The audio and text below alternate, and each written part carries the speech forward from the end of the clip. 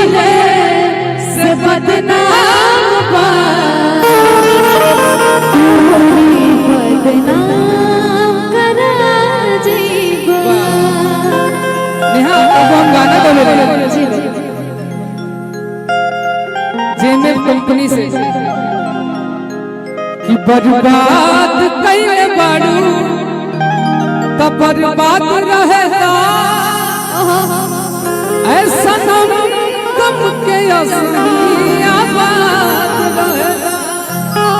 बर्बाद को कीजिए लो आराम से बदनाम धोनी रानी तोहरे नाम से। मेरा भाव है नेहा जी, मैं उसमें जब हीरो का रोल कर रहा हूँ हीरोइन को कह रहा हूँ कि हाल पूछो तारू का है बेहाल काई के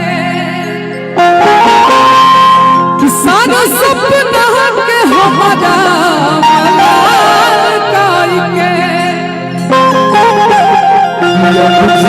हम जिंदगी के बेसबाद रहेगा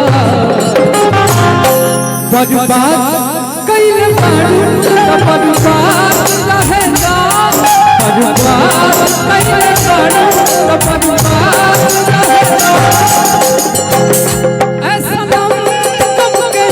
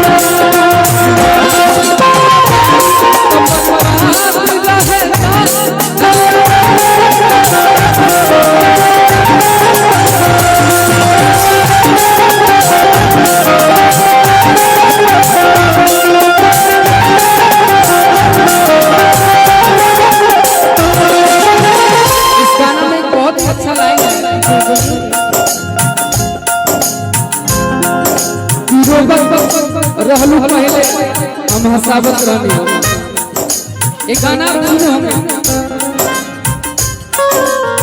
मैं अपने दिल को मेरे झुको ना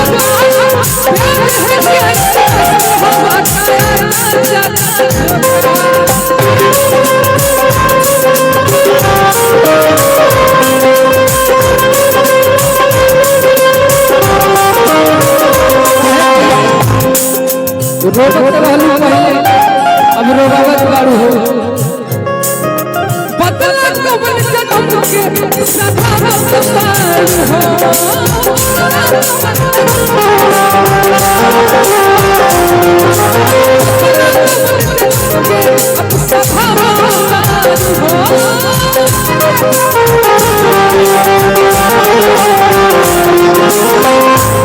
अरे कितना खुश रहा तुझे जरा साथे हमके हमारा हाल पर रहला पर बात कइले बाड़ू तब बात रहला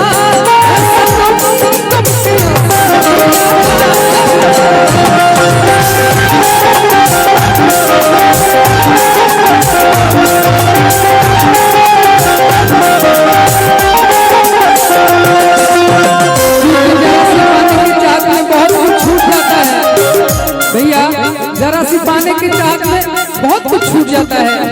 नदी का साथ देता हूँ समंदर रूठ जाता है।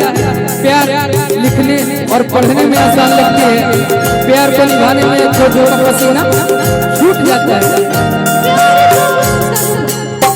बस बस वो प्यार झूठा सही। आप गाइए, आपको कौन सा अच्छा लगता है? प्यार झूठा सही ये नहीं, अब ये गाएंगे नहीं वो मुझे गाना सुनना है। प्यार झूठा सही दुनिया को दिखाने आजा, प्यार झूठा सही दुनिया को दिखाने आजा,